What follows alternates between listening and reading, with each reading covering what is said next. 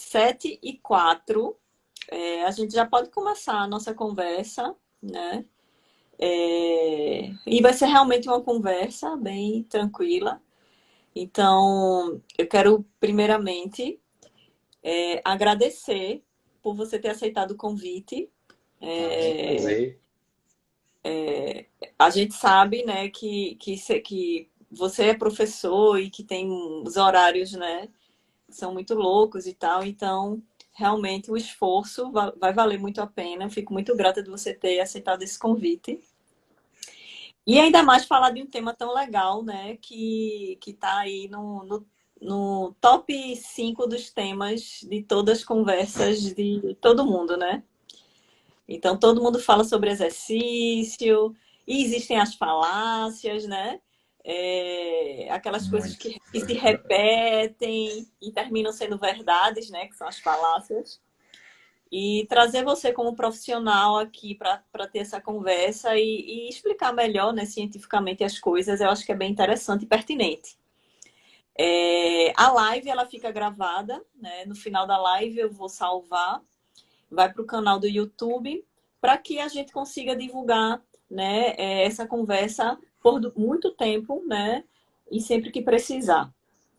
Então, inicialmente, eu vou lhe apresentar, né? Diógenes, ele é formado em Educação Física pela UPE, tem especialização em Fisiologia do Exercício e é mestre e doutor em Neurociências, né, do programa de Neurociências da UFPE. Ele tem experiência em treinamento esportivo e bioquímica do exercício, que é o assunto que nós iremos conversar hoje, e atua principalmente no entendimento das respostas agudas e crônicas ao metabolismo a diferentes estímulos ambientais. Diógenes é professor adjunto da Univasf, né, do Corpo Docente de Educação Física, e hoje ele faz parte do grupo de pesquisa de bioenergética mitocondrial, metabolismo celular, plasticidade fenotípica, atuando no entendimento das respostas epigenéticas desencadeadas pelo treinamento. É bonito. É bonito de ser lido, difícil de ser entendido. É, é. Então, Diógenes, vamos conversar um pouco, né, sobre todos esses temas. Né? A gente sabe que a prática de esportes e outros tipos de exercícios, né, está associada à saúde, à longevidade, e é um tema bem corriqueiro nas conversas, né, de amigos, conversas de bar e familiares, vizinhos. A gente sempre encontra com alguém, sempre fala alguma coisa ou sobre clima ou sobre um exercício, né? Sim, sim. É um tema que está sempre na moda, né? E para toda idade. Então, quais os benefícios da prática regular de uma atividade ou um exercício físico em busca da saúde? Então, normalmente quando a gente pensa, né, os aspectos relacionados à saúde, quando a gente fala da saúde física, a gente vai dividir ela em três grandes componentes. A gente tem os componentes do ponto de vista cardiorrespiratório, né? Componente cardiovascular, a gente tem os componentes que são os componentes neuromusculares e a gente tem um componente que está relacionado com a capacidade de se locomover em relação a uma articulação, que a gente chama de mobilidade barra flexibilidade. Elas meio que se confundem em relação a esse aspecto. Então, assim, a prática do exercício, esse exercício que consiga propiciar diferentes estímulos, né? Assim, que você vivencie a prática de determinado tipo de contração muscular em diferentes solicitações de esforço, ela faz com que você consiga melhorar justamente esses componentes. Então, você vai ter solicitações do ponto de vista neuromuscular, e isso vai fazer com que você possa aumentar a sua capacidade de produção de força. Você vai ter as questões cardiorrespiratórias, e isso vai fazer com que você possa melhorar a sua resistência geral. E as questões relacionadas à mobilidade, que vai garantir que você consiga, por exemplo, né, fazendo uma analogia, alcançar alguma coisa, permitindo que você faça uma amplitude de movimento em determinada articulação. E aí, quando a gente associa isso com saúde, né, são as três principais coisas que a gente precisa para fazer nossas atividades diárias. Eu preciso ter resistência mínima para fazer minhas atividades sem ficar de característica ofegante, né? Então, quando uma pessoa está muito tempo sedentário e ela vai tentar fazer alguma coisa, ela se cansa muito rápido. O padrão respiratório dela, ela oscila muito rápido e a pessoa rapidamente diz, eu tô sedentário, eu tô cansado. Então, isso tem um aspecto, né, falando de formas mais gerais, que está associado à saúde. O outro aspecto é a capacidade, né, da minha musculatura em gerar uma tensão para vencer uma carga. Então, isso é um componente também importante para a saúde. E o da mobilidade, eu vou falar de uma forma mais fácil de entender, é o não estar entrevado ou encurtado, vamos dizer assim. Eu preciso fazer determinado padrão de movimento, eu não sinto uma fisgada, por exemplo, na minha musculatura, alguma coisa do tipo, eu tenho condições de me mover em determinada região. E aí, lógico, a depender do exercício que a pessoa faz, a depender da frequência que a pessoa faz, cada um desses componentes vai sendo solicitado em maior instância ou em menor instância. Outra coisa que o exercício hoje é muito batido também, né, e muito conversado a respeito, são as questões relacionadas à saúde que não permeiam necessariamente os componentes, as valências físicas. Então, por exemplo, você tem benefícios cognitivos associados à prática do exercício físico e você tem também benefícios sociais associados à prática do exercício. Então, eu hoje pratico uma modalidade que tem essa questão de aderência, você pratica a mesma modalidade, né? Que tem essa questão de aderência, essa questão de grupo, e muitas vezes não é só as adaptações a nível fisiológico, mas as questões de interação social que também garantem, né? Também trazem aspectos relacionados à saúde, né? Então, hoje o exercício físico, a prática regular do exercício, ele traz melhora tanto de componentes fisiológicos, que fazem com que a gente possa, de fato, desempenhar nossas funções, mas também de componentes relacionados à cognição e componentes sociais, né, que são importantes no dia de hoje, nos dias atuais, principalmente depois da pandemia, né, e essa necessidade de isolamento. É importante esse processo de relação social. Eu não vou entrar nos detalhes bioquímicos, porque provavelmente isso vai ser uma das próximas perguntas, aí a gente vai por partes, tratando cada um desses componentes. É, é verdade. Você falou sobre a cognição, e eu lembro que antes de começar a estudar para o concurso que eu passei, eu fiz um curso de aprender a aprender. E uma das questões desse curso de aprender a aprender é fazer o exercício físico. Então, segundo a teoria lá, tem as explicações, né, os artigos que eu não me lembro agora para falar. Mas durante o exercício físico, você consegue consolidar o conhecimento que você adquiriu na leitura, vamos dizer assim, né? É uma Isso, consolidação neural mesmo, né? Dos neurônios eles se ligarem, formarem caminhos neurais que vão consolidar e trazer até um aprendizado maior, né? Para aquela coisa que eu estudei antes de praticar aquele exercício, aquela atividade e, física. isso. Comentando rapidinho sobre isso, apesar de não ser minha área de estudo, existe um professor do programa de pós-graduação de Educação Física aqui da Univasf, né, que aqui a gente tem um programa de nível mestrado, que ele estudou durante o doutoramento dele justamente isso, que é a capacidade de fixação e manutenção de aprendizagem após ou antes sessões de exercício. E ele conseguiu comprovar que a realização de sessões curtas de exercício físico em X intensidade é capaz de aumentar, por exemplo, a potenciação de longo prazo, que é um dos aspectos relacionados com manutenção de memória, né? E aí, se você conseguir, lógico, você faz o exercício e aí você consegue associar isso com o processo de estudar, né, por exemplo, você pode maximizar essa potenciação de longo prazo, que é um das etapas para fixação de memória. E aí, se a gente for falar do ponto de vista bioquímico e fisiológico do processo de construção de memória, a gente tem os processos de sinaptogênese, da plasticidade sináptica de uma maneira geral, e o aumento das ramificações dendríticas, né, e de axônio, que garantem que você consiga acessar essa informação de maneira mais eficaz, vamos dizer assim. E isso realmente é bem visível, assim, eu sinto na pele, né, o quanto que mudar o tipo de estímulo neural, né? Porque o exercício também é um estímulo Sim, neural, né? É importante para o sim. aprendizado, né? Assim como dormir também é importante para o aprendizado, né? Então, o exercício também é bastante importante.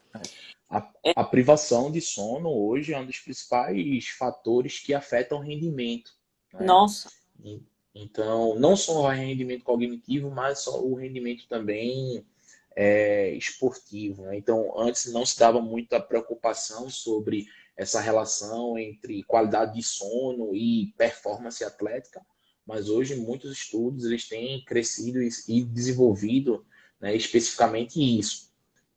Para o pessoal que é mais addict, né, a esse tipo de tecnologia, hoje, por exemplo, os smartphones, os smartwatches mais modernos, eles têm monitoramento de sono, e ele dá lá como foi sua qualidade de sono, tempo em sono REM, tempo em sono profundo, justamente para facilitar o processo até de ajuste de treinamento. Então, para o pessoal que conhece marcas mais famosas de monitoramento, né, de relógios de monitoramento como Polar, Garmin, Sunto, entre outros, eles vêm com essa tecnologia de monitoramento do sono, porque aí, a depender como foi a sua qualidade do sono, você sabe se você pode manter uma sessão que você tenha pré-determinada em determinada intensidade, ou se você vai ter que ajustar a intensidade do treino, né, por causa uhum. da qualidade do sono. Visto que atleta, por exemplo, ele não pode dar o desleixo de hoje eu não vou treinar.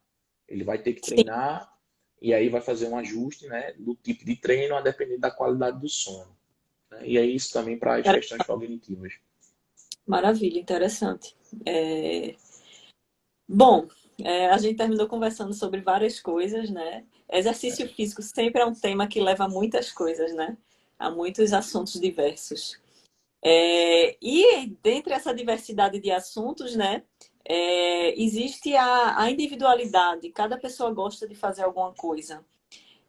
Nós gostamos de praticar o cross-training, né? Que é o Isso. CrossFit, que tem uma mistura aí de vários tipos de intensidades, né? Mas tem gente que gosta de jogar tênis, tem gente que gosta de correr, tem gente que gosta de fazer pilates, musculação. E existe uma diversidade de práticas enorme, né? E cada prática tem uma intensidade, né? Eu não sou da área, mas eu entendo que, Sim, dependendo da prática, existe uma intensidade diferente.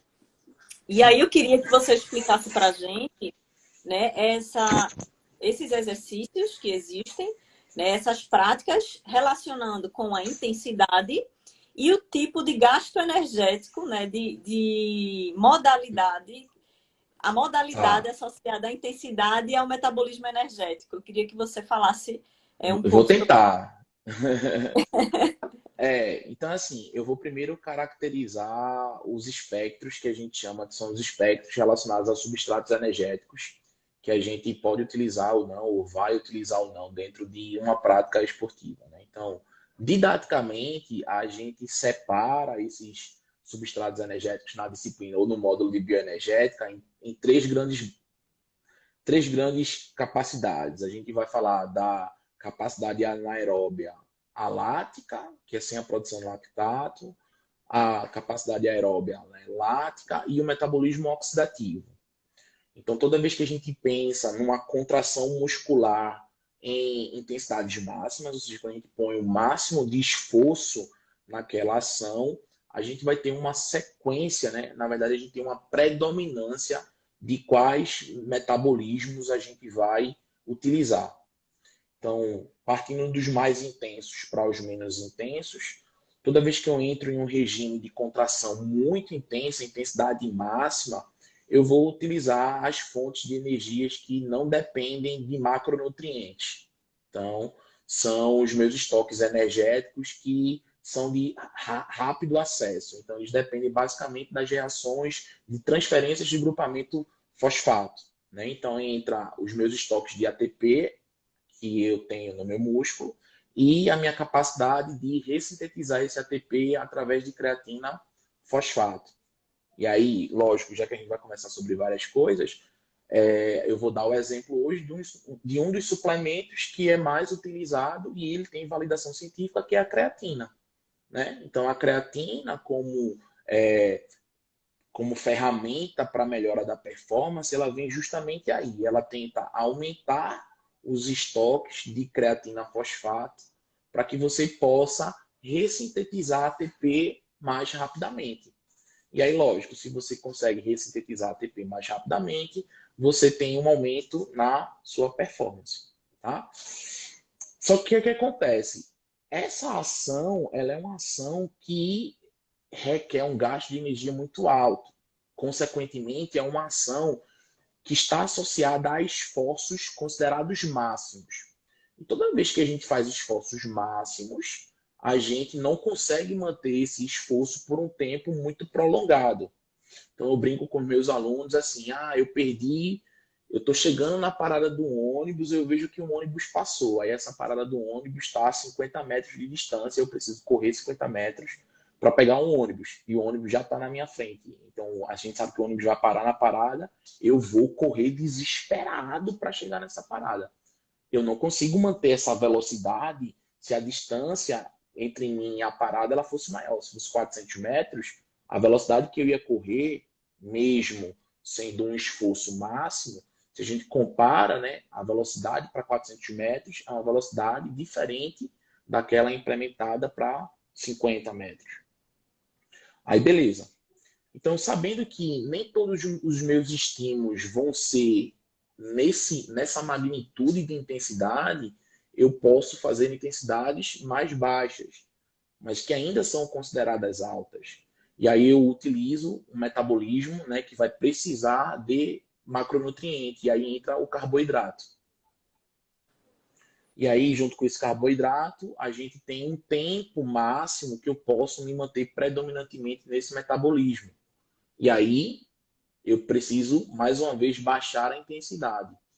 E aí entra o metabolismo que sustenta, dá a base para quase todos os programas de treinamento e para nossas atividades mais generalistas, que é o metabolismo oxidativo, né? Que aí ele vai depender da oxidação, tanto de carboidratos quanto de lipídios e, em algumas instâncias, de aminoácidos para manter o ciclo de Krebs funcionando.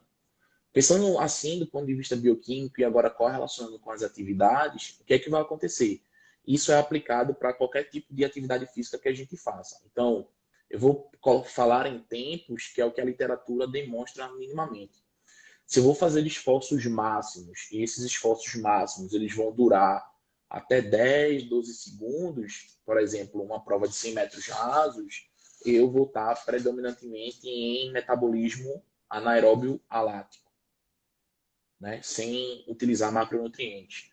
Se esse meu esforço ele vai perdurar, né? Você vai passar mais de que esses 10, 15 segundos, e ele vai ter ali até quase 2 minutos, eu consigo fazer isso em predominância anaeróbia lática, que é utilizando carboidrato, e esse carboidrato produzindo predominantemente o lactato. Se os meus esforços eles vão durar mais que isso, eu entro em via predominantemente aeróbia, sem caracterizar o tipo de exercício, a modalidade esportiva, né? E aí o que acontece? A depender da modalidade esportiva que você pratica, você vai ter uma oscilação nessas vias metabólicas. Então, vamos supor um jogador de futebol. Jogador de futebol, vamos pegar um exemplo que é doloroso para a gente. A seleção brasileira acabou de ser desclassificada, né? E o que aconteceu? Tinham inúmeros jogadores que estavam cansados e tinham alguns jogadores que ainda estavam, vamos dizer assim, menos cansados, que entraram, foram substituídos durante a partida. Dentre esses jogadores, Fred foi um jogador que deu combate logo um pouquinho depois da metade do campo, e ele foi dar outro combate quase na linha de fundo contra o jogador da Croácia. Então ele fez um estímulo muito forte. Ele deu um tiro.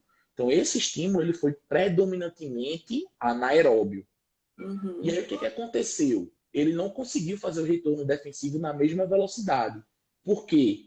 Como o tempo em contração muscular era maior, ele não ia percorrer só os 50 metros que ele percorreu na metade anterior do campo, ele tinha que voltar mais 80, 100 metros, ele não conseguia fazer isso na mesma velocidade.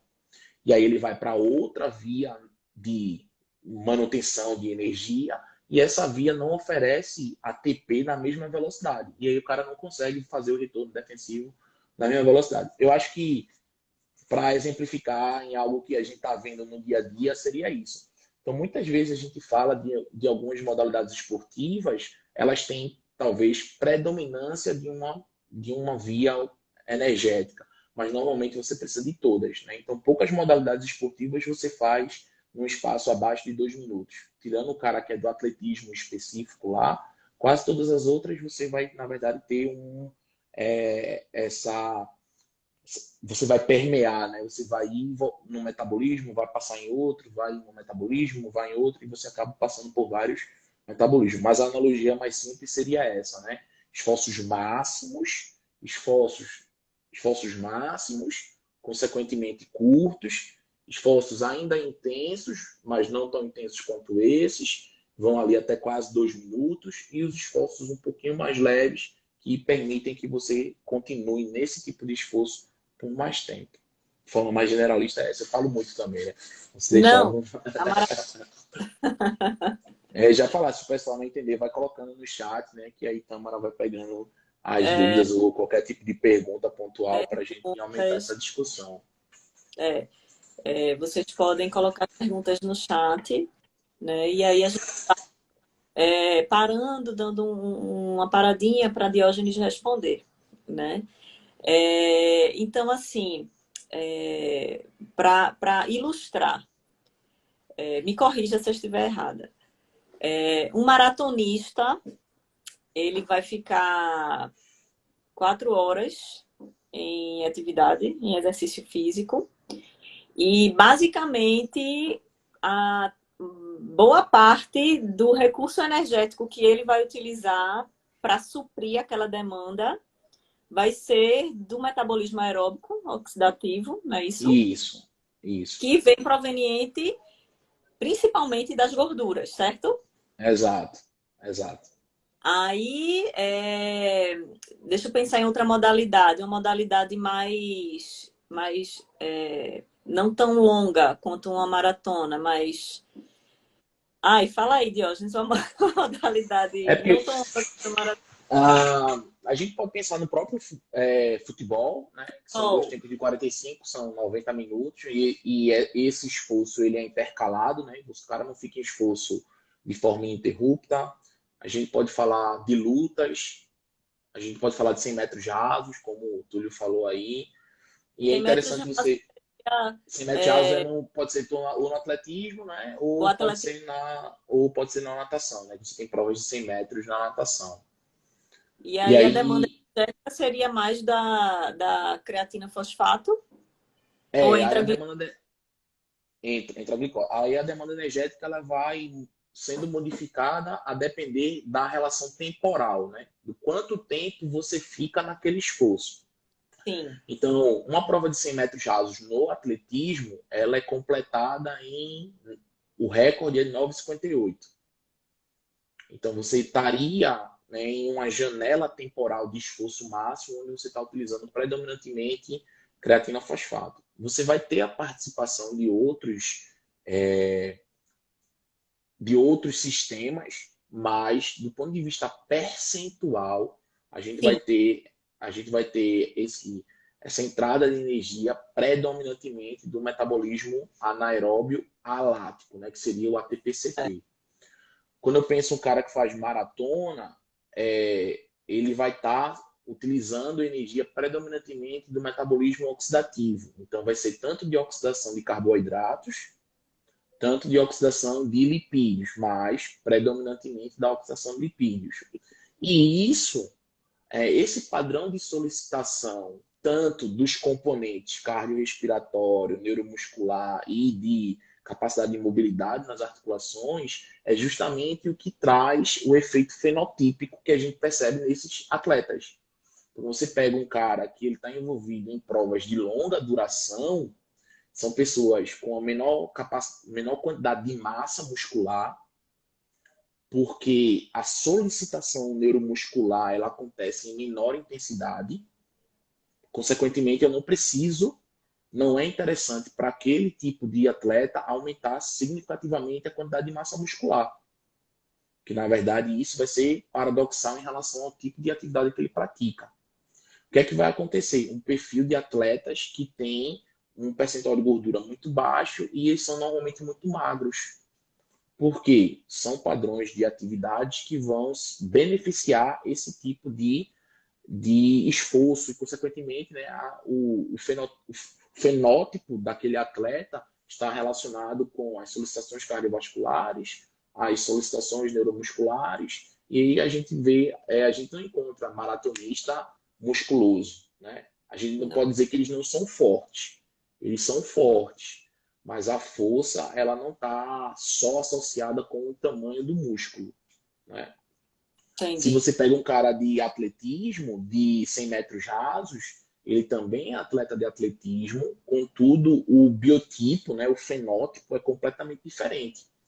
Porque a intensidade da contração muscular é muito mais alta e, consequentemente, a solicitação neuromuscular, eu estou fazendo isso porque a tensão, quando ele faz a contração para poder fazer o movimento de corrida, gera uma tensão mecânica muito grande. E isso é um dos aspectos relacionados à hipertrofia. Então, se você pega atletas de 100 metros de alto, são atletas muito musculosos, porque eles se adaptam, né, do ponto de vista de solicitação neuromuscular, para poder fazer esse tipo de esforço. Aí, se você pega um Uhum. cara de luta, ele tem que ter as duas coisas, porque as lutas elas podem perdurar a depender dos rounds, mas o cara tem que ter força para poder, força e potência para poder desferir os socos, né? E assim sucessivamente. Então, não o maior problema, né? Mas é, por exemplo, quando a gente vai vendo outras modalidades, aí entra a necessidade de você não trabalhar os extremos, você conseguir permear em várias condições relacionadas, né, à saúde que a gente disse, né, que é na verdade com as valências físicas. É, e aí eu estava aqui refletindo, será que o ativo das gorduras, eles precisam de mais tempo, as gorduras precisam de mais tempo para serem metabolizadas, oxidadas e produzirem um ATP do que a creatina fosfato e do que a glicose, e é por isso que isso está relacionado com os tempos de modalidades. Isso, é exato, né? Se a gente pensar, a gente tem depósitos de glicogênio que estão no músculo, né? Então, se você precisar de energia, você já pode acessar esses depósitos de glicogênio que estão ali. Se você precisar de ATP, você já tem estoques de ATP no músculo. Se você precisar de creatina fosfato, você tem estoques de creatina fosfato no músculo. Se você precisar de ácido graxo, você tem até algumas gotículas de triglicerídeos, por exemplo, no músculo, mas em relação à proporção, isso é muito pequeno. Então, o que é que você precisa fazer toda vez que precisa acessar os lipídios como fonte de energia? Você precisa ter descarga simpática, ativar a lipólise. Depois da lipólise, você precisa fazer o transporte dos ácidos graxos livres, fazer a interiorização dos ácidos graxos, colocar esses ácidos graxos para dentro da mitocôndria, fazer a beta-oxidação, e só depois disso ele vai estar no mesmo local que o carboidrato está lá, que é a acetil-CoA, para poder fazer o ciclo de Krebs girar. Então, assim, entram muitas etapas antes, né? E isso é uma das coisas que talvez justificaria essa relação temporal em relação ao uso dos lipídios, dos ácidos graxos como fonte de energia, sim. É bem interessante. É bem interessante. Aí vai estudar isso bioquimicamente, né? Passo a passo. É, É lindo. eu me amarro, né? Mas é Eu gosto tipo, também. eu vou. Eu tento toda vez que, por exemplo, vou conversar com alguém, aí, assim, se for da área, eu tento adicionar algumas questões que são pontuais do ponto de vista bioquímico ou do ponto de vista fisiológico. Se não for da área, eu tento explicar de forma mais generalista.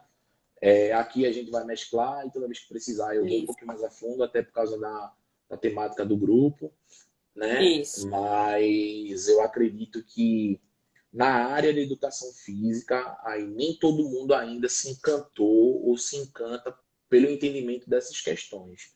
Mas se você Sim, conversar com qualquer técnico, né, ou qualquer preparador físico ou pessoa da educação física bem sucedida que trabalha com preparação, essa pessoa ela começa a falar sobre as intervenções bioquímicas e fisiológicas que elas utilizam na organização do treino, na organização da sua rotina de programa, né, relacionada ao exercício.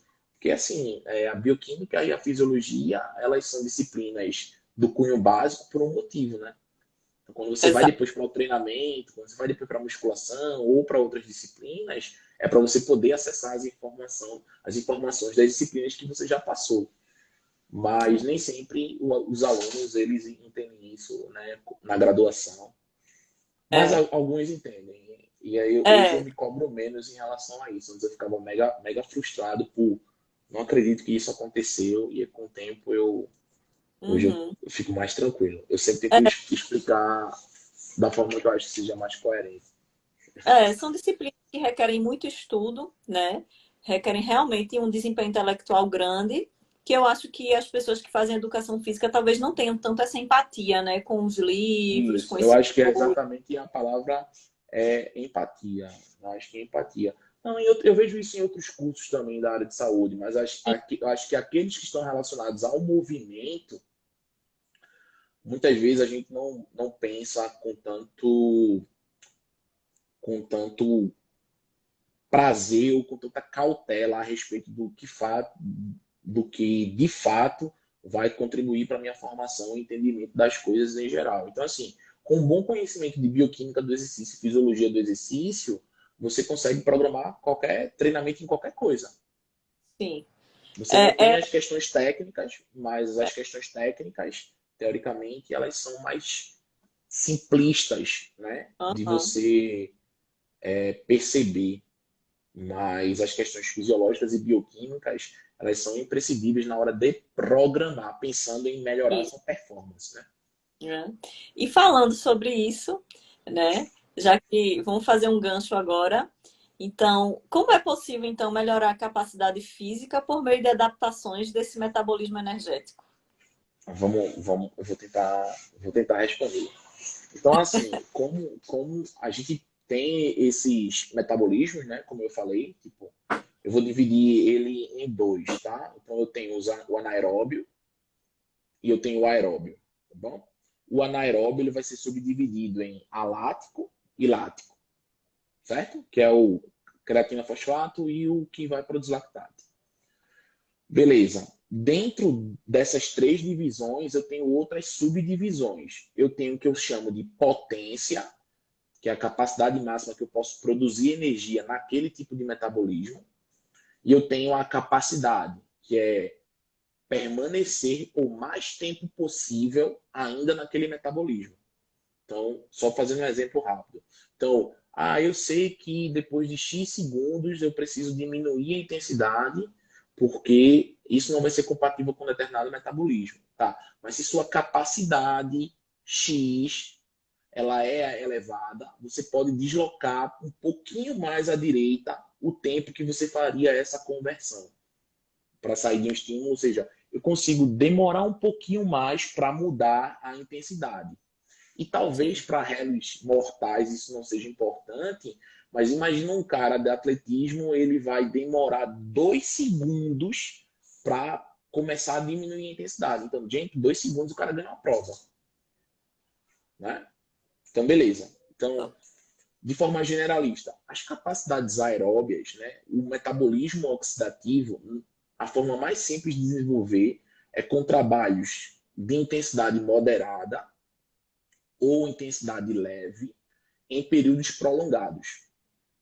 Então, é o método mais famoso e conhecido, discutido na educação física, que é para a melhoria do condicionamento cardiorrespiratório, que é o método contínuo com intensidade estável. Então, a gente faz um exercício e esse exercício vai ficar entre X% da frequência cardíaca até X% da frequência cardíaca máxima. Então, a gente tem margens de funcionamento. A margem mais comum é entre 60% e 80% da frequência cardíaca máxima. E você vai fazer um exercício por um espaço de pelo menos 30 a 40 minutos nesse range de frequência cardíaca máxima. E isso com X semanas, 3 a 4 semanas, já vai vir acompanhado de melhora no condicionamento cardiorrespiratório. Essa é a forma mais tradicional de fazer para um condicionamento cardiorrespiratório.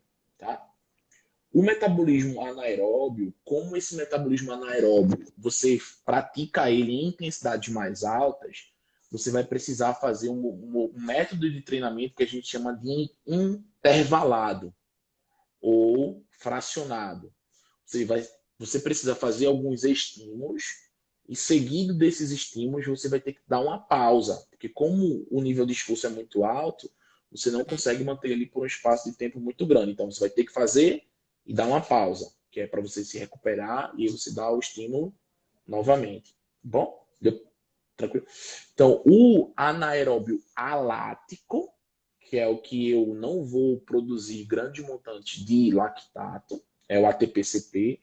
Normalmente eu vou dar estímulos curtos, 30, 40 segundos no máximo, com pausas muito longas, que é o tempo médio que eu tenho para recuperar, tanto do ponto de vista neuromuscular quanto do ponto de vista energético. Então, exemplo, a gente chama isso de treinamentos fracionados ou treinamentos repetitivos, métodos repetitivos. Então, por exemplo, eu faço um sprint de 100 metros e aí eu dou uma pausa de 2 a 3 minutos.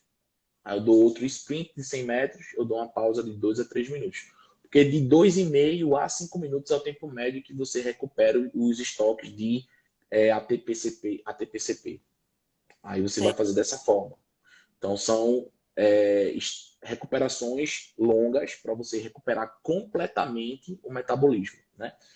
E o treinamento para a melhoria do metabolismo anaeróbio lático, normalmente a gente pode fazer uma relação 1:1 ou 1:3. Então, o que é isso? O tempo de estímulo vai ser o mesmo tempo de recuperação. Então, se eu faço um tiro de 100 metros, eu vou pegar o mesmo tempo que eu demorei para fazer aquele estímulo, eu vou descansar aquele mesmo tempo. E aí eu vou ficar fazendo assim. Aí a gente entra nos métodos de treinamento intervalados. Você faz um estímulo e dá uma pausa. Só que aí, assim, existem inúmeras possibilidades, porque para capacidade anaeróbia alática, eu tenho recomendações de tempo de esforço e tempo de recuperação. Para potência anaeróbia alática, eu tenho outras recomendações de estímulo e recuperação. E a mesma coisa acontece para a questão lática e também para a questão aeróbia. Inclusive, um dos motivos do aumento da popularidade dos modelos de treinamento HIIT é porque a gente consegue melhorar o condicionamento cardiorrespiratório fazendo trabalhos intervalados, né? E aí foi uma das coisas que fez com que os modelos de treinamento HIIT começassem a ganhar muita notoriedade, apesar de ser um método utilizado desde 1920 no treinamento de atletas de atletismo. Então, basicamente é isso. Diógenes, tu sabe todas as recomendações? Não. Então, se eu estou precisando, é porque são muitos números, são muitas tabelas, então, assim, se eu estou precisando melhorar a minha potência anaeróbia alática, eu vou lá no livro, checo quais são as recomendações de prescrição para isso, e aí adiciono no meu programa de treinamento, né? Por isso que está a questão da importância da avaliação, dos testes, que muitas vezes, por exemplo, principalmente em academia, o cara vai lá, faz a avaliação na academia e não volta mais nunca para fazer a avaliação, né? Então, o pessoal que trabalha, de fato, com treinamento, essas avaliações, elas servem, de fato, como ferramentas para ajudar na prescrição do treinamento. Então, o cara faz uma avaliação e, ó, ele tá bom em relação a isso, mas ele tá ruim em relação a isso, isso e isso. Então, a gente precisa adicionar no programa de treinamento dele essas coisas. Sim. Eu sei as ideias generalistas, mas aí eu vou nos livros, né? Eu vou nos livros, vou nos artigos e aí checo. Eu acho que de certeza, eu acho que isso é um problema da área da educação física, né? Comparado a outras áreas de saúde. Então você vai no médico, o médico estuda o seu caso e aí ele vai dizer, ó, ele não passa na hora que sai os seus exames, ele não passa muitas vezes a receita na hora. Ele vai, pega os seus exames e depois ele vem com um procedimento, né, que vai ser utilizado no seu tratamento. E aí, às vezes, o cara que é professor de educação física, ele quer olhar para o cara assim, tu vai fazer isso aqui. Não. Faz a avaliação, estuda a avaliação do cara e vê o que você precisa fazer e prescrever e como isso deve ser feito.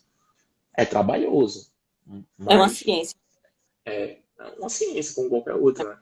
Se mais pessoas fizessem assim, a gente de certeza teria uma prescrição e uma uma profissão um pouquinho mais valorizada em relação à área da saúde, né? Mas, Completa. paciência. É um grande diferencial, né? Profissionais de educação física e trazem a ciência para a sua prática é um grande diferencial, porque são pessoas que vão entender de fato, né, os metabolismos energéticos, a fisiologia, né, as adaptações que estão Isso. dadas com a bibliografia, a literatura, né, que vão nos artigos científicos. Então, de fato, isso é um diferencial gigante que você sabe que nem todo mundo tem nem a oportunidade de ter Sim, realmente, sim, isso. né? Porque a educação física é um curso que tem em inúmeras universidades, inúmeras faculdades, e a gente sabe que as qualidades de instituição para este Se alterne. Isso. Infelizmente. são, É, infelizmente, e olha que eu comentei, Tamara, apenas pensando em metabolismo energético, né? isso. E a gente Fora pode pensar no componente neuromuscular ainda. E quando eu penso no componente neuromuscular, eu penso força, eu penso potência, eu penso resistência muscular localizada, ou eu penso queridinho da academia, hipertrofia. Então, para cada um desse desfecho dentro do programa de treinamento, eu tenho recomendações diferentes. E nossa. assim, por incrível que pareça, não é necessariamente algo tão surreal de se organizar. O Colégio Americano de Medicina do Esporte, ele tem statements dizendo, ó, para você que tem hipertrofia, as evidências mostram que você tem que fazer de X a X séries, com tanto a tanto por cento do seu máximo, tantas vezes na semana. Só que o problema é que depois que você vai ganhando determinado nível de treinamento, você vai precisando afunilar, né? Deixar o processo mais específico. E aí vai entrando outras formas de prescrição. Mas por isso que quando o cara é iniciante no programa de treinamento, seja na academia, seja no cross, rapidinho ele começa a perceber várias modificações corporais. É porque tudo vai promover um estímulo novo para ele. Mas depois o nosso organismo vai ficando um pouquinho mais resiliente, e a gente precisa começar a aumentar a especificidade da programação do treinamento. E é aí quando justamente começa a ficar mais difícil, né, essa adesão do aluno e assim sucessivamente. Deve Mas é também ter a legal. individualidade um pouco, né? Sim, tem alunos que são mais responsivos a determinados tipos de E, programa. Hoje, na psicologia do esporte, a gente discute muito um processo que a gente chama de afetividade, né? Que é o quanto que determinado programa ele pode gerar de aderência por algum aluno. Então, é, os treinamentos intervalados, o crossfit, são modalidades que eles têm uma afetividade mais alta comparada a outras modalidades esportivas. Então, aumentam a probabilidade das pessoas aderirem a um programa, né? uhum. Mas isso, na verdade, a pessoa precisa descobrir o que é que ela gosta de fazer. Eu tenho E, amigos que eles são apaixonados por corrida e correm. Eu tenho amigos que são apaixonados por natação e nadam. Eu tenho amigos que são apaixonados por lutas, né, e praticam. Eu acho que, na verdade, você precisa se dar a oportunidade de conhecer várias modalidades e ver quais dessas modalidades lhe gera maior afetividade. Né? tem que estar associado ao prazer, né? Isso, É, isso. fazer exercício, né, físico é essencial, né, para que a gente tenha uma vida e uma longevidade, né? Mas Isso, uma vida saudável e longevidade está associado, né, diretamente a isso. Então, achar a modalidade que você vai ter prazer em fazer, né, é que é o mais difícil. Né? Então, iniciar e continuar anos e anos e anos é difícil. É bem exato, complicado. exato. Tem que achar o que gosta, né? E tem as liberações hormonais, né? Pós-exercício, que trazem aquela vontade de você fazer novamente só para sentir aquele prazer que se sente após, né, uma sessão de exercício, seja ela de qual for, né? Certo. Então, sabendo disso, né, de tudo que a gente falou, desses componentes neuromusculares, né, e metabólicos, como o treinamento ele poderia ser utilizado como ferramenta para combate de doenças crônicos degenerativas? Então, aí, é, ao mesmo tempo, uma das coisas que vem sendo mais utilizadas, né, do exercício hoje, então, inúmeros estudos hoje, eles têm utilizado o exercício físico como uma estratégia não farmacológica, né, no combate de algumas doenças. E aí é o seguinte, a gente tem alguns statements que eu não sei completamente de cabeça, porque não é meu instrumento de trabalho. A gente tem alguns statements para exercício físico e câncer, exercício físico e pessoas com diabetes, seja do tipo 1, tipo 2. A gente tem algumas recomendações de exercício físico para doenças coronarianas. E a gente tem alguns statements para exercício físico e hipertensão. O que são statements que eu falo? São posicionamentos de órgãos oficiais que são mega respeitados na área. Então, por exemplo, normalmente esses statements, esses que eu citei, são do Colégio Americano de Medicina do Esporte. Então, o cara entra no site do Colégio Americano de Medicina do Esporte, ele vai lá nos statements e positions, e aí ele vai ter um bocado. Aí tem exercício físico para saúde óssea, exercício físico para pessoas com diabetes, exercício físico para pessoas com hipertensão. Para cada uma da possível patologia, doença que a pessoa está associada, a gente tem um protocolo ou a gente tem uma forma de prescrever o treino mais apropriada. Por isso que eu falo que eu não sei. Porque, por exemplo, a gente tem as formas de organização de treinamento e quando a gente pensa na performance, a gente entende que aquele indivíduo ele está apto a fazer qualquer tipo de estímulo. E eu posso programar e controlar o treinamento pelas ferramentas consideradas mais apropriadas. Então, exemplo, muitos dos treinamentos eles são controlados por frequência cardíaca. Mas se eu tenho, por exemplo, uma pessoa que ela é hipertensa e toma, por exemplo, beta-bloqueador, eu não posso controlar o exercício pela frequência cardíaca, porque a frequência cardíaca dessa pessoa ela não vai subir na mesma, então ela vai estar fazendo um exercício muito intenso até e a frequência cardíaca dela não vai subir na mesma magnitude porque ela está medicada com beta-bloqueador, por exemplo.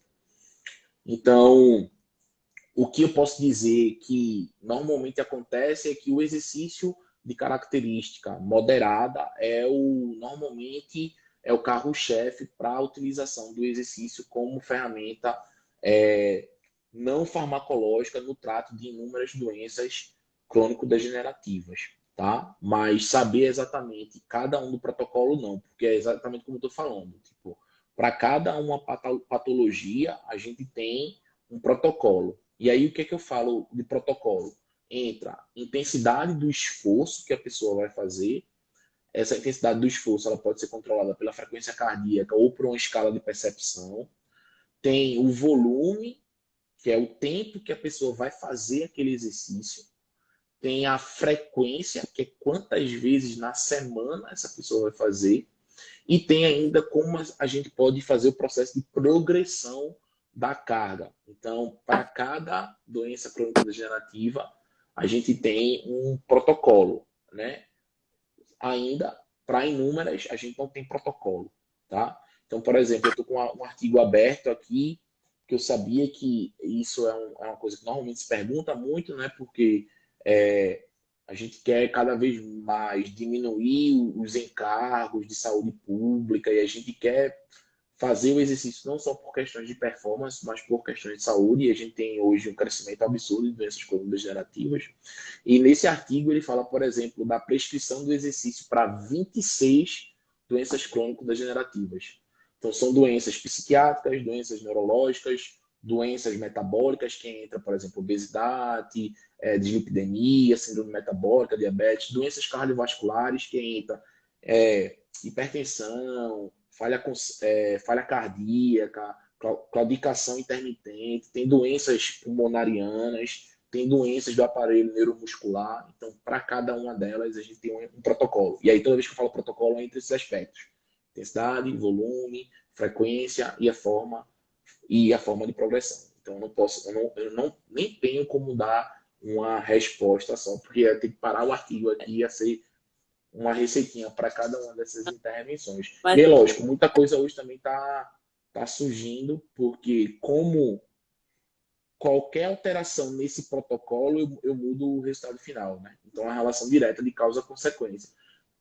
O protocolo, né? O meu protocolo, ele tinha 60 minutos de exercício, eu fiz 30, o resultado é diferente. Porque a sobrecarga no metabolismo, ele foi diferente e, consequentemente, você vai ter uma resposta diferente. Por isso, se Sim. você encontrar atletas, né, atletas, então, quando eu falo atletas, são pessoas que vivem disso, o monitoramento do protocolo, que é justamente essas variáveis que regem o exercício, ela está ali tão fidedignamente anotado. O cara sabe qual foi o volume. Tu conhece alguém que corre regularmente? Você pegar alguma pessoa que corre regularmente para competir e você perguntar, correu quanto essa semana, cara? Essa semana eu corri 100K. É, Como foi? Foi forte na segunda, foi fraco na terça, na quarta foi forte, na quinta foi fraco, porque no sábado tem longão. Então os caras sabem exatamente o que? O volume. E aí por que foi? Porque como é no longão eu preciso fazer descansado. Então ele sabe que tem que dar e um não estímulo pode mais fraco no outro. a gente da semana, Isso. né? É Exato. Não pode fazer rígido. durante a semana. Exato. E aí entra essas coisas. E aí a gente não consegue descobrir tanto assim, porque a gente tem que primeiro implementar esses possíveis protocolos em modelos experimentais, para depois, uma vez comprovado essa resposta positiva nos modelos experimentais, a gente ver possibilidade de fazer transferência para os humanos. Então, isso leva um tempo, né? Então, um exemplo clássico é em 2019, um pesquisador brasileiro, né, especificamente da UFRJ, o Michael, ele publicou um artigo na Nature mostrando que a atividade, o exercício físico de característica moderada, realizado diariamente por 60 minutos, ele aumentava a produção de um componente e esse componente fazia com que a resposta associada ao Alzheimer fosse diminuído. E ele conseguiu mostrar isso em modelos experimentais. Então, por exemplo, eu vou explicar minimamente, né, a ferramenta de estudo que eu acho muito interessante para quem gosta de pesquisa. É fascinante esse artigo. Então, lógico, o artigo é um artigo gigante. Ele tinha um grupo de camundongos que eram modificados do ponto de vista geneticamente para desenvolver o Alzheimer em idades iniciais. Então, assim que os animais estavam prontos, eles já tinham todo o quadro diagnosticado de Alzheimer. Ele tinha animais que ele ia fazer a infusão de proteína beta-amiloide para mimetizar a formação de placas beta-amiloide que acontece no tecido humano, né? Quando pessoas desenvolvem um Alzheimer. E aí o que, é que ele começou a perceber? Né? Ele viu que os animais que eram modificados geneticamente para ter Alzheimer, quando eles conseguiam fazer o modelo de exercício físico, que já era reduzido, eles produziam uma proteína e essa proteína atuava combatendo as respostas de perda de memória. E aí ele conseguiu comprovar isso por séries de testes com os camundongos que eram modificados geneticamente.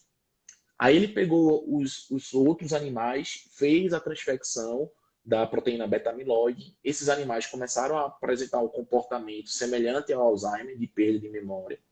Colocaram esses animais para fazer exercício físico e viu que esses animais, após o aumento dessa proteína, começaram a ter retorno dos processos cognitivos e dos processos associados à memória. Então, beleza. Double check, né? Checou 2 vezes. Como é que ele chegou aí? Então, como era um estudo gigante, ele tinha acesso a um banco de dados pós-mortem na Universidade de Kentucky. E aí ele tinha pessoas saudáveis que após morrer tinham doado o corpo, né, para a universidade. Eles tinham pessoas com demência de corpo de Lewis, né, que é um tipo de, é a segunda principal causa de doença de demência, tirando Alzheimer. Então é Alzheimer, depois essa demência associada à alteração do corpo de Lewis. E ele tinha pessoas que faleceram e doaram, né, as estruturas e tinham demência considerada moderada. E aí ele viu que pessoas saudáveis, eles tinham um índice elevado dessa proteína. Pessoas com o nível moderado de demência, o nível dessa proteína estava diminuído. Pessoas com demência do corpo, ausência do corpo de Lewis, né? Tava demência associada ao corpo de Lewis. Tinha um nível dessa proteína ainda menor.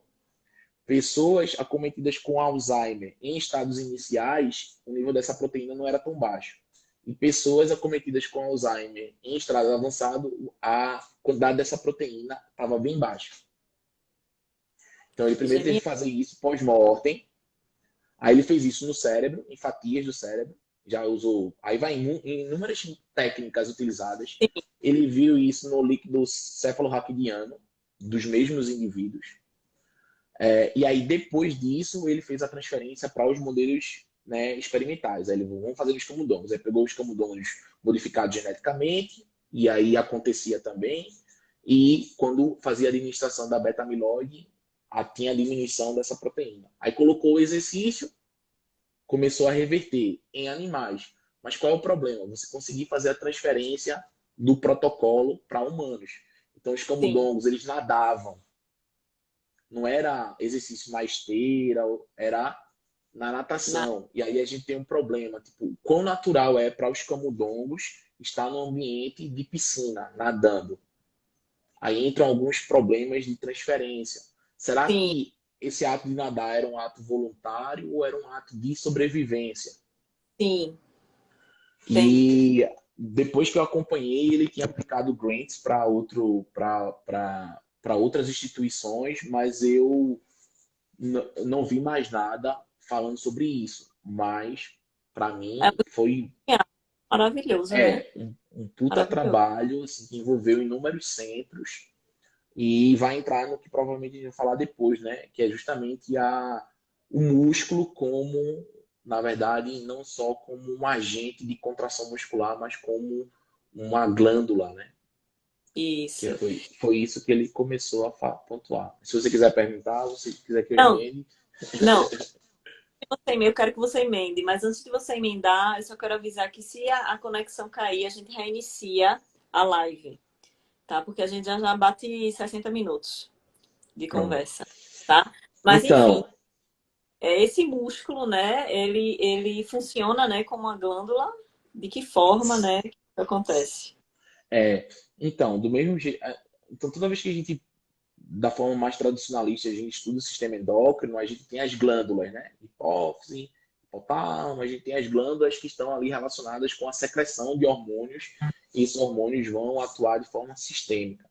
E aí, com essas inquietações, eu vou citar esse artigo porque eu já estou falando desse artigo, a gente vê, na verdade, que existem componentes que são liberados pelo músculo, e esses componentes vão ter ações não autócrinas ou parácrinas, mas vão ter alterações ou funções sistêmicas.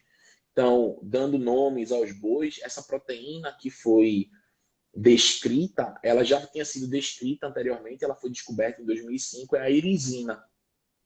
Sim. Na época foi reportagem no Fantástico da irisina. Então, a irisina é uma miocina, né? Ou seja, ela é uma substância que é produzida e liberada pelo músculo por causa da contração muscular. Então, essa proteína, ela sai do músculo, né? Então, o músculo em contração libera essa substância e essa substância ela consegue adentrar o cérebro. Você consegue passar pela barreira hematocefálica e aí, quando ela chega no hipocampo, que é a principal estrutura relacionada com manutenção da memória, ela ativa vias que ativariam receptores do tipo TRK, que são receptores provavelmente que são ativados pelo BNDF.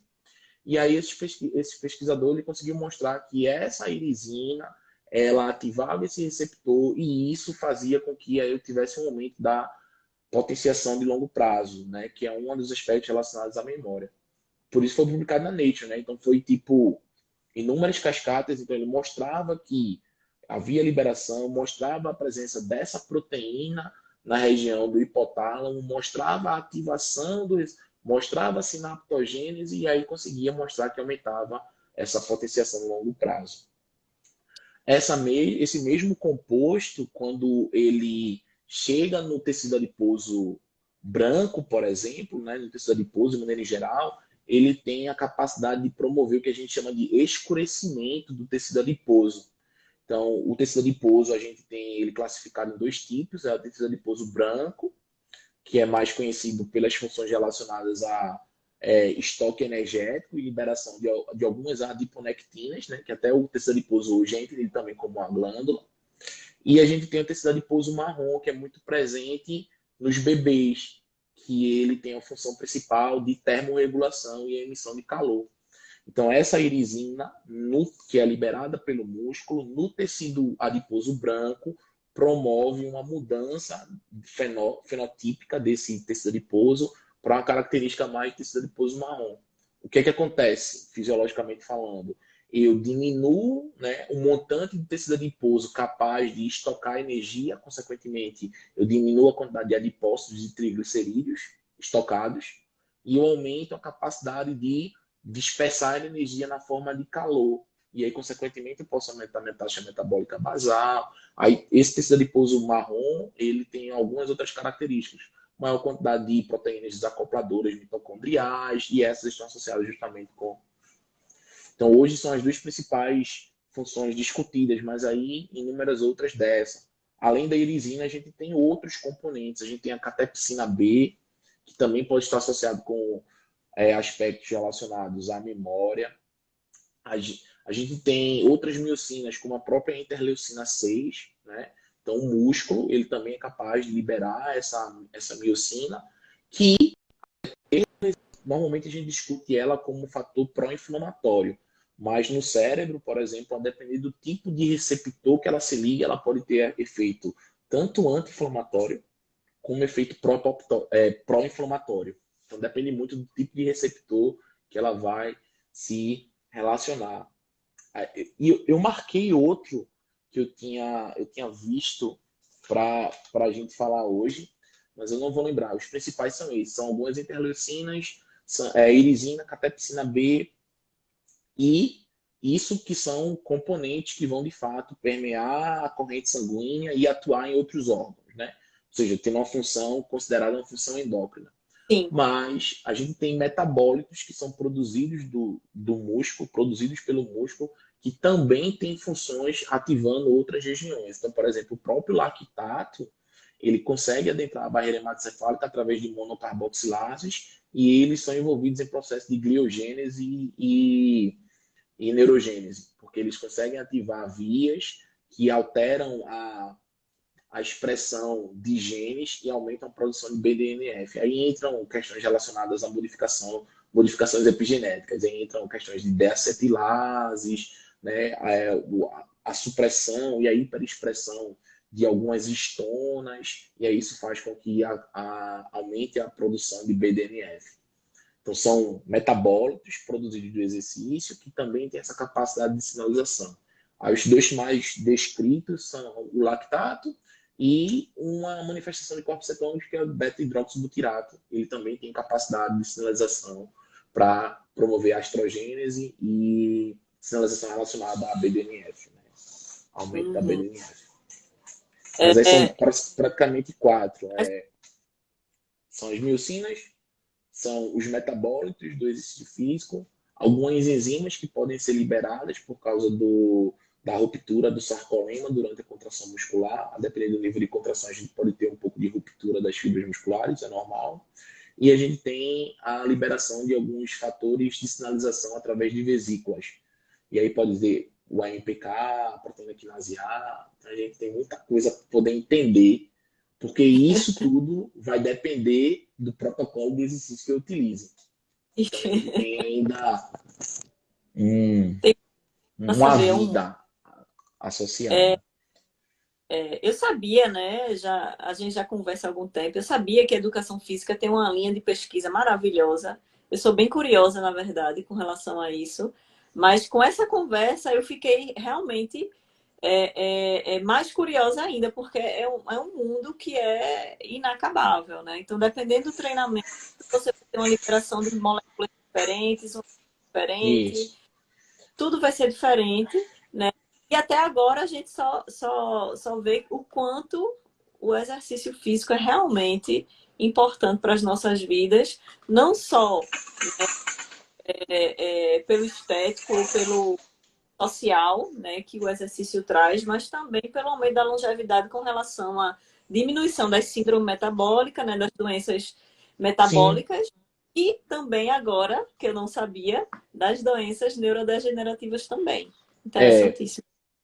Então, por exemplo, se você me permite, eu vou citar estudos que foram realizados por mim, por meu antigo grupo, né? Que é o grupo lá de bioenergética, mitocondrial e plasticidade fenotípica, que eu ainda não me desvinculei. Então, eu sou colaborador, hoje, aqui como professor, sou colaborador, principalmente na produção textual de algumas coisas. Ontem, a gente teve a aprovação de um paper e ele mostrava justamente que o exercício físico ele era capaz de aumentar a biogênese mitocondrial e o funcionamento, né, o funcionamento energético de, de neurônios presentes no córtex pré-frontal de animais obesos. Então, o que acontece? Alguns estudos têm demonstrado que a obesidade, de uma maneira geral, ela pode estar associada com uma alteração na capacidade cognitiva, que é um quadro inflamatório, e esse quadro inflamatório, né, em algumas vezes, ele pode alterar a capacidade cognitiva. Então, nesse modelo, a gente tinha ratos que eles não expressavam leptina, e aí eles desenvolviam obesidade, a gente chama ratos OB, camundongos, na verdade, OB. E a gente pegou eles, colocou para fazer exercício, e aí pegou o córtex pré-frontal e a gente viu que o exercício físico conseguia restaurar algumas coisas que estavam desestruturadas por causa do quadro de obesidade. Um estudo que foi de um co-orientando meu de doutorado, que foi uma parte do meu pós-doc, na parte de epigenética, a gente conseguiu mostrar que os benefícios do exercício físico no coração estavam especificamente associados com a alteração na acetilação de algumas histonas, especificamente histonas H1 e H3. E aí isso fazia com que os animais conseguissem aumentar a produção de proteínas associadas à cadeia transportadora de elétrons. E aí esses animais resgatavam a capacidade de produção energética. E aí, porque aí o barato é assim, vai ficar muito específico, mas eu vou tentar explicar. Como as coisas estão todas correlacionadas, então, de maneira simplista, o coração ele é um tecido que ele é predominantemente oxidativo.